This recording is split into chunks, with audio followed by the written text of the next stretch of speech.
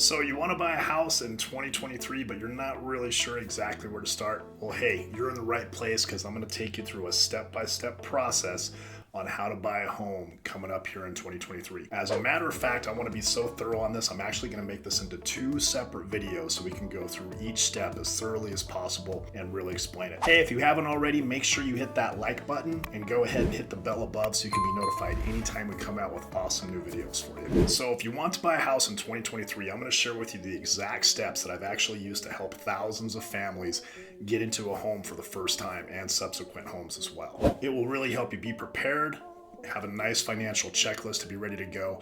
And in reality, it's going to take away a lot of the stresses of buying a home, whether it's your first time, 10th time, 20th time, whatever it is. If you can follow these steps, it's really going to help prepare you and eliminate a lot of the stress that you hear about when it comes to buying a home. Hey, that's pretty good. So what I want to do is we're going to do this from your standpoint, the buyer. You're coming in, you want to buy a house, so we're going to make sure that you understand all these possible steps. So let's get right to it. Step number one, we want to develop a budget for you. Okay, we want to make sure that we're staying within your comfort zone and making sure that you're going to be able to afford your total payments every single month. The last thing we want to do is have it be the end of the month, the 30th or the 31st, and you go, oh my gosh, our mortgage payment's due tomorrow. That's not what this is about. We want to make sure that we have it in a comfortable area for you where you can comfortably pay your payment every single month. We want to make sure that it's a nice, comfortable payment for you. So every single month when you're making your payment, it's not stretching you too thin, and you're also gradually building wealth by having home equity increase in the house. So how do we do this? Well, part of step number one is you want to meet with a good, reputable lender first. Now, if you're like 99.9% of us out there and you know you need to obtain financing and get a home loan to buy the house, your first step should include speaking with a lender. So make sure you're working with a nice reputable lender. Check online reviews. The reason this step is so important is all too often myself and my team, we have to actually rescue loans every single month where a lot of times they shouldn't even be qualifying for that price point. And a lot of that can be prevented just from doing your homework up front, asking some valuable questions, and not trying to rush the actual pre-approval process.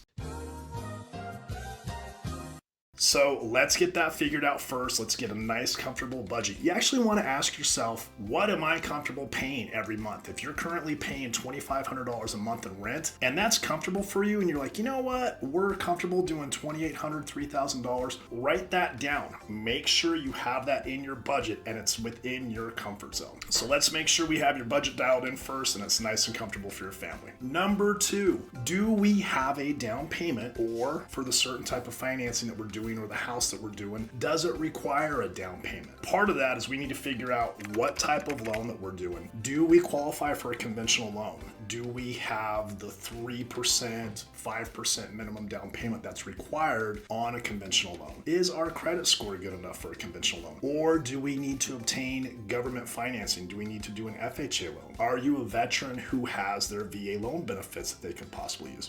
Those are all things that you want to go over with your lender and make sure that you're asking those questions. And do we have enough of a down payment on that particular house where it's still going to put us in a range that our housing payments are comfortable for us and fit back into step number one, our budget. So we want to make sure that we understand the difference between a conventional loan and government insured loans. So conventional loans, they require at least a 620 credit score. So we want to make sure we have that score. The thing with conventional loans though, as the lower we get down to that bottom tier of 620, the more expensive they are, and they actually have what's called pricing adjusters that are affected by your credit score. So we want to compare apples to apples and see if a conventional loan or a government insured loan such as FHA, or again if you have the eligibility for a VA veterans loan, is the best fit for you. Or if we're buying in a rural area and you fit within the income requirements and that property is eligible, we might also want to check out what's called a USDA Rural Housing Development Loan. This is a really cool loan that actually requires no down payment.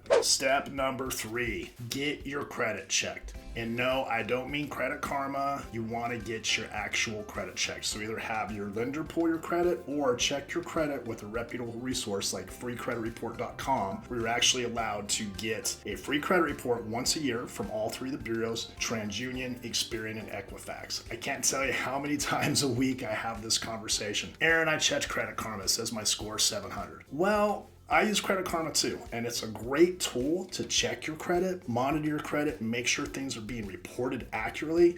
However, it's a completely different scoring system that lenders are required to use. And if you want to check that out, check out the video I did earlier on how to obtain the perfect FICO score, and it'll go more in detail into that. So we want to build up our credit score as high as possible. This is going to be done by making sure that you're maintaining your balances below 30% on all your credit cards. Do not close any credit card accounts, guys, because that's a huge percentage of your actual FICO score is your credit history. You can pay them down to a zero balance, that's totally fine, but do not close those accounts. Super important. And here's the deal, guys. Credit is super important because it shows the lender that you have the ability to handle your finances and pay your monthly obligations on time. Now, for all you Dave Ramsey fans out there, I'm probably gonna ruffle some feathers. Look, I'm a Dave Ramsey fan too. I actually utilize his snowball debt reduction principle for a lot of my clients. I've done it myself. It makes sense. However, what Dave's not understanding is ever since 2020, a lot of banks and a lot of lenders won't do manual underwrites now, especially on a conventional loan. They'll do manual underwrites on FHA loans and VA loans. However, there are a lot more stringent requirements. And guess what, guys? They also typically come with some higher interest rates because we're not proving with a credit score your ability to be able to repay your loans on time. So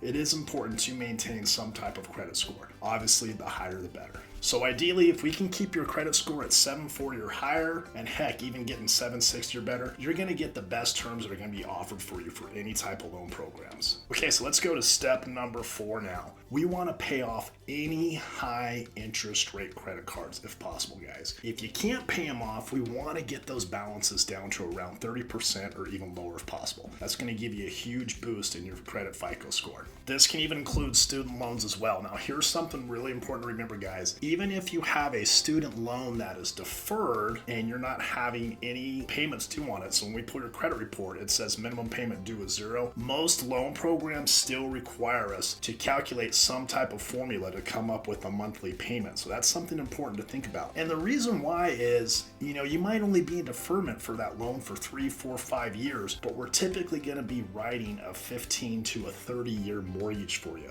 So sooner or later, the underwriter's going to go, hey, at some point in time in the next few years, they're going to have to start making payments on this student loan. Is it going to have an impact of them being able to make their mortgage payment on time? So that's really important to understand that about student loans. So guys, that's it for video number 1. Stay tuned for video number 2, where I'm going to complete and go into more detail on the entire home buying process, step by step, to buy a home in 2023. Hey, if you guys found this information useful, please like, again, subscribe, give us a comment below, and stay tuned for part number 2 on how to buy a home in 2023. We'll take you through a step-by-step guide. Thanks for watching. Have a great day.